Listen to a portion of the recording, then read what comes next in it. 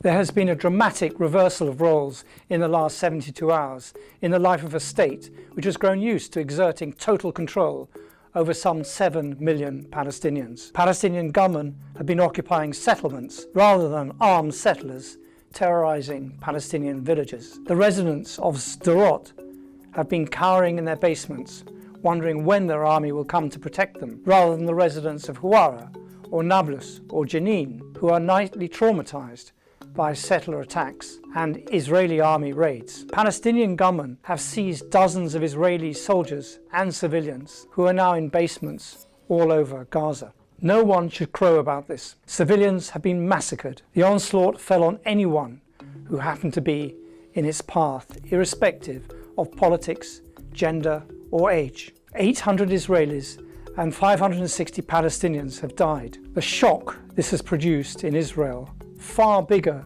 than the Yom Kippur War in 1973, has quickly morphed into an anger that knows no restraint. Israel's defense minister, Yoav Gallant, described Palestinians as human animals and vowed that Israeli forces would, in quotes, act accordingly. As he said this, Israel has cut food, water and electricity to the 2.3 million people who live in Gaza. If and when Israel starts its ground offensive, and if it is to succeed in taking Hamas off the map, it will have to occupy the whole of Gaza. We could face a situation where over 2 million people are at the mercy of soldiers whose commander has just called them animals. Gaza itself could be cut off from communication to the outside world. In other words, the death toll we have seen up to now may just be the calm before the storm. But already there is one huge message for Israel and the outside Western powers that back it, who only 2 weeks ago were so clearly near a deal with normalization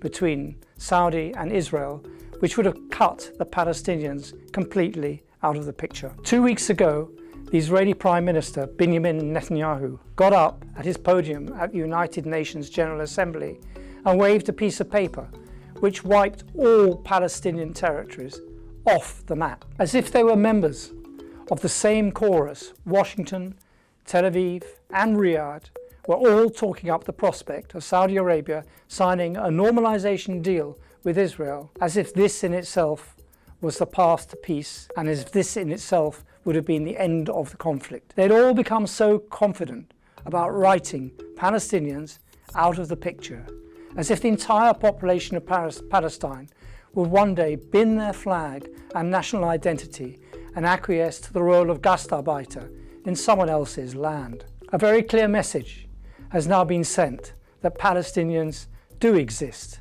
and that they were nowhere near being conquered. Palestinian resistance has been wiped out several times in history.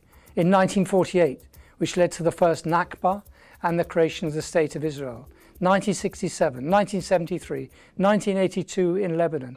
Its leadership has been decimated in operations throughout this century, and yet each time it comes back stronger. Israel will seek to wipe out resistance once and for all. It will not succeed, but whatever happens, the landscape will not be the same. The responsibility for this lies far from the shores of this bitter, enduring conflict. It lies with those who were deluded into letting successive Israeli leaders get away with whatever they wanted to do, irrespective of whether those plans undermined the international consensus for a Palestinian state alongside a Jewish one. The responsibility lies with all those, including most Arab dictators, who stopped thinking of Palestinians as people, rather like Israel's defense minister does today. Each will learn a painful lesson in the weeks and months to come. No one will be left unscarred from this conflict.